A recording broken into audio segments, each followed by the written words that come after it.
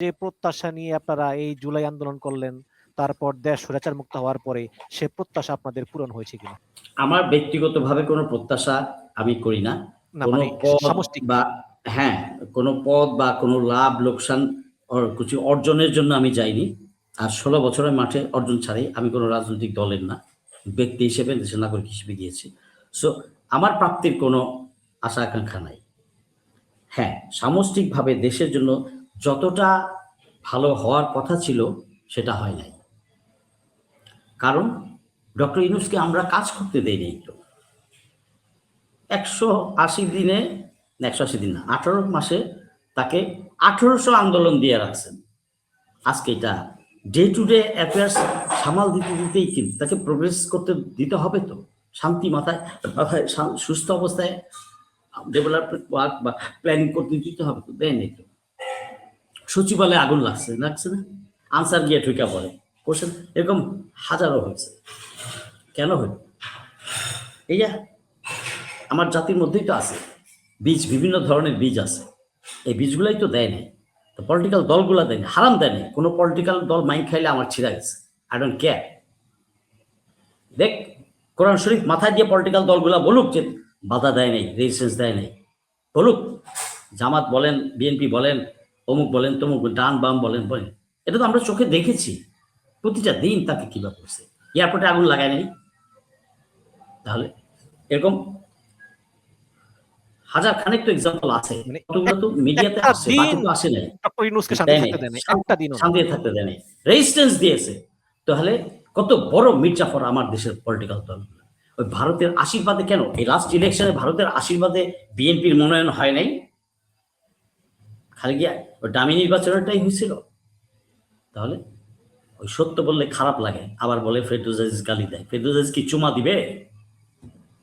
ফেরদৌস আজিজ কারটা খায় না, পড়ে না। ফেরদৌস আজিজ মালিক আল্লাহ, আর কাউকে আমার পৌঁছানোর দরকার নেই। তিনবার মৃত্যুর হাত থেকে কে আমাকে ফিরে আনছে? আমার Allah. So I don't need anyone. দেখেন, এই জুলাইতে হওয়া উচিত ছিল। আচ্ছা, জুলাই সনদটা ভোটটা দিলি, জুলাই সনদটা কই গেল? বা 70% লোকের রায় কই গেল? এই প্রশ্ন করা হয়েছিল আসিফ নজরুলকে ডয়চে ভেলের পক্ষ থেকে। তো আসিফ নজরুল যা বললেন যে একটা নির্বাচিত সরকার যদি আমাদের কাজগুলো বাস্তবায়ন না করে আমরা কি করতে পারি? হ্যাঁ, তারা তো মারপিট করতে পারবে না, তারা তো ঠেঙ্গা হাতে নিয়ে পিটাইতে পারবে না। তারা তাদের কাজটুকু করে গেছে, যতটুকুই পারছে করে গেছে। গুম কমিশন, মানবাধিকার কমিশন, এসব কমিশন করে গেছে। বিচার বিভাগের জন্য বাতিল করলো কে? হ্যাঁ, এই যে 20টা অধ্যাদেশ বাতিল করলো কে? যেইগুলা জনস্বার্থের সাথে সংশ্লিষ্ট, রাষ্ট্রের স্বাধীনতা সার্বভৌমত্বর সাথে সংশ্লিষ্ট, সেগুলোই তো বাদ করে দিয়েছেন। আপনি ওই পারে ট্রেনিং প্রাপ্ত 9 বছরের ট্রেনিং প্রাপ্ত ব্যক্তিকে, আপনি শীষা ভাইকে, শিলং সালাউদ্দিন শীষা, আমি ওই যে আরেকটা কি বাজে নাম বলেন ওটা বললাম না, শীষা ভদ্রবাদ, শীষা ভাইকে কোন দুঃখে আপনি তাকে সদস্যপতি বানাইলেন?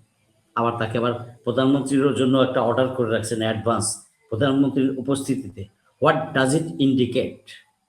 যেদিন এটা বলেছি সেদিনই তো আমি বলেছি যে মোটিভটা কি।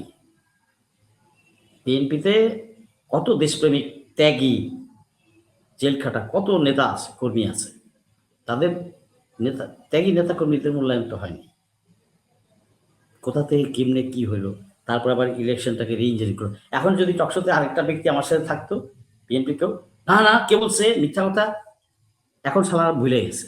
দেখেন, তখন কিন্তু আপনিও জানেন, আমিও জানি, পুরো বিশ্ব জানে দেয়ার ওয়াজ এ ইঞ্জিনিয়ারিং, এবং কাটাছেঁড়া সিটও সোশ্যাল মিডিয়াতে আসছে। আর এটা কি গরু ছাগল নাকি? মানুষ বুঝে না? পুরো জাতি জানে, আর তারা জানে না, এখন জানে না। তো রাজনীতি করতে গিয়ে যদি আপনি আপনার সত্য মিথ্যা ডিফারেন্স করতে না পারেন, ইমানটা যদি বেচা দেন, আপনার নেতা বা নেত্রী হাসর ময়দানে আপনার জন্য দাঁড়াবে? এরা সেই সেন্স নাই তাদের, ওই সেন্স তাদের বিলুপ্ত হয়ে গেছে। ইহারা দেখিয়েও দেখে না, শুনিয়েও শুনে না, বুঝেও বুঝে না। আল্লাহ এদেরকে সিনেমাই দেখতেছে। What is BNP, what is Awami League? ও 19.5 আর 20 না, 19.5 আর 20। মানুষ তো বলে 19 আর 20, 19 আর 20 না রে ভাই, 19.5 and 20, this is the difference, আর কোনো ডিফারেন্স নেই। এখন বললে তো অনেক কিছুই বলা যায়।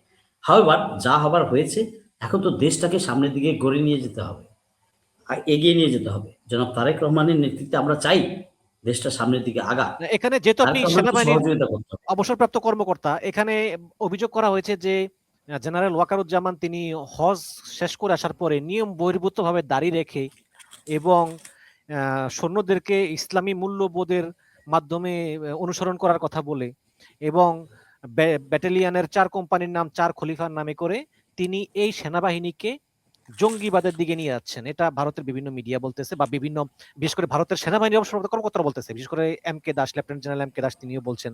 আপনি কিভাবে দেখছেন বিষয়টা? ওই দাস মাস ওরা তো বলবেই, ওরা তো দাসই, দাস তো দাসই, ওরা তো বলবেই। আর ভাই, তোর ট্যাক্সের পয়সায় আমার সেনাবাহিনী চলে? ওদের জনগণের ট্যাক্সের পয়সায় সেনাবাহিনী, আমার সেনাবাহিনী চলে? আমি মুসলিম দেশ, 92% এই দেশে মুসলিম, দাঁড়ি রাখে নাই কেন সেইটাই তো জবাব চাওয়া উচিত আপনাদের। সেনাবাহিনীর কাছে জবাব চান যে আপনারা মুসলমান মানুষের তো দাঁড়িয়ে রাখেন নাই কেন, রাখছে, অসুবিধা কোথায়? আমি তো বলি আলহামদুলিল্লাহ। মানুষ, আপনি চাকরি করেন, ব্যবসা করেন, সৈনিক হন, কি বলে দোকানদার হন, যাই হন, at the end of the day আপনি কিন্তু একজন মুসলিম। আপনার আসল প্রথম পরিচয় কিন্তু এটা, আই এম এ মুসলিম, আল্লাহর বান্দা, আল্লাহর গোলাম, আমি মুসলিম। আপনি বাংলাদেশি না ফ্রেঞ্চ না আফ্রিকান, হু কেয়ার্স, আপনার পরিচয় একটাই, আই এম এ মুসলিম। তো তার তো ইসলামী সুন্নাহ পালন করতেই পারে। এতদিন কেন করে নাই? এতদিন করেন নাই যে ভারত গত 16 বছর হাসিনার সময়ে কারো কোনো অফিসার যদি straight forward upright brilliant officer একটু দাঁড়িয়ে রাখছে বা নামাজ পড়তে দেখছে, তারা জঙ্গি টাইটেল দিয়ে দিচ্ছে। এরকম করছে না? আইসিটিতে মামলা এরকম ভাবছে না? কত আছে জানি। হিজড়া, পৌরসত্ব নাই এদের, এদের সহ্য বীর্য নাই, পিয়ন চাপরাসি কোয়ালিটি, এগুলা রাইট জিনিস রাইটলি এতদিনে করতেছে। এটা তো করা উচিত ছিল অনেক আগেই। আচ্ছা, নাম, কোম্পানির যে নাম রাখবে, এটা আমরা মুসলিম দেশ, মুসলিম নাম রাখবো? কাদের এত জ্বলে? আর ওই পরে তো জ্বলবেই। ওরা তো ইউনিভার্সিটি পিরিয়ডে কি না করেছে, ফলস প্রপাগান্ডা, এই মাইনরিটি অত্যাচার হচ্ছে, এইটা হচ্ছে, ওইটা হচ্ছে, কত কিছু হয়েছে, তাইলে দেখেন না? মানে আর আমরাও হিজড়া, আমাদের দেশে মানুষ যেগুলো বোকা মূর্খ, বলতে পারে না যে এটা হয়েছে। আসাদুজ্জামান নূর তার এলাকায় নীলফামারীতে 4টা খুন করায় নেই, শুধু মিছিলের গাড়িতে ধাওয়া দিছিল, এটাই পাপ। এটার জন্য তকমা দিয়া জঙ্গি বইলা, শিবির বইলা, জামাত বইলা মারে নেই, পুলিশ দিয়ে গুলি করায় মারে নেই। এরকম থাউজেন্ডস অফ ঘটনা আছে। তাহলে মানুষকে জেগে উঠতে হবে। দেশটা কারো বাপের নাকি? নাকি দেশটা কোনো পলিটিক্যাল নেতা নেত্রীর পৈতৃক সম্পত্তি? দেশটা আমার। আমি তো দুবাইতে বসে কথা বলছি না, আমি এই মাটিতে কথা বলছি, এই মাটিতে বসে কথা বলছি, এই মাটির সন্তান আমি। এখানেই তো আমার ফুল রাইট, হোক সে কৃষক, হোক সে পোর্টার বা কুলি বা রিক্সাওয়ালা। প্রতিটা নাগরিককে বুঝতে হবে যে আপনার অধিকার, আপনার জমি যেমন অন্য কেউ কেড়ে নিতে পারবে না, আপনার অধিকার। তো এই মাটিটা আপনার, দেশটা আপনার। কিসের মব? মব মব ডেসক্রিপশন আর প্রেসক্রিপশন এগুলো তো ভারতের তৈরি, রয়ের তৈরি, আর প্রথম আলো আর ডেইলি স্টারের প্রোগ্রাম। What is mob? It's my right to protect my rights. এটা লিগাল রাইট আমার। এখন আমি যেভাবে পারব, আমি কি গেছি নাকি আগে কাউকে চটকানা মারতে? তো তাকে যখন অ্যাটাক করবে মেন্টালি বা ফিজিক্যালি, তখন তো তার ওটা বৈধ রাইট আছে। কোর্ট, আদালত, আপনি বলবেন আদালতে যান, আইন নিজের হাতে তুলে নেবেন না। এটা আইন নিজের হাতে তুলে নেওয়া নয়, এটা ওই যারা বাটপার তারা এগুলা কথা বলে, ধান্দাবাজ। আদালতেও, আমার দেশে তো আদালতে কেজি দরে বিচার বিক্রি হয়, কেজি দরে বিচার বিক্রি হয়। হয় নাই 16 বছর? তারপরেও কি হয় নাই? ইন্টারিম গভর্নমেন্টের সময় 34,000 35,000 আওয়ামী লীগ এগুলো জামিন পায় নাই। এটা সোশ্যাল মিডিয়াতে আসছে, টকশোতে আমি বলেছি, পায় নাই। কোথায় পাইছে? লাখ লাখ কোটি কোটি টাকা কারা কামাইছে আদালত পাড়ায়? আমি অতীতেও বলেছি, বেশ্যা পাড়াও এর চেয়ে পবিত্র। আপনি বলবেন এত বড় কথা বললেন, কন্টেম্পট অফ কোর্ট। আরে বেটা, কন্টেম্পট অফ কোর্ট কি তোর বাপের বাড়ির মাল নাকি? আমার টাকায় খাস, আমার টাকায় বেতন নেস, আমার টাকায় ঘোরা বিল্ডিংয়ে বৈশা, আবার আমাদেরই মারস, আমাদেরই বিচার বিক্রি করস, আবার বলস কন্টেম্পট অফ কোর্ট। যেই উকিল লাথি মারছিল কোর্টের বারান্দায়, আরে আদালতের দরজায়, সেই ইয়েকে বিচারক বানায় নাই? আছে না, রেকর্ড আছে তো? আবার করো বিচার প্রার্থীকে বলো কন্টেম্পট অফ কোর্ট। এই ডেফিনেশনটাই বাতিল করতে হবে অথবা রিডিফাইন করতে হবে। বিচার বিভাগ নিয়ে কথা বলবে না? অবশ্যই বলবে। বিচার বিভাগের বেতনকে দেয়, রাইট আছে। ওই সমস্ত তালিবালি রাখেন। আপনি বিচার করবেন না, চোরকে ধরাই দিলাম আর আপনি আমাকে সাজা দেন, চোরের বিচার না কইরা। আমার দেশে মাহমুদুর রহমানকে নিয়ে খেলে নাই, যে ভুলটা ধরাই দিল স্কাইপির, তারে না কইরা বিচার করলো মাহমুদুর রহমান। তাহলে সংক্ষেপে একটু যদি তারেক রহমানের সমাজকে ঠিক করতে হবে এইভাবেই। জি।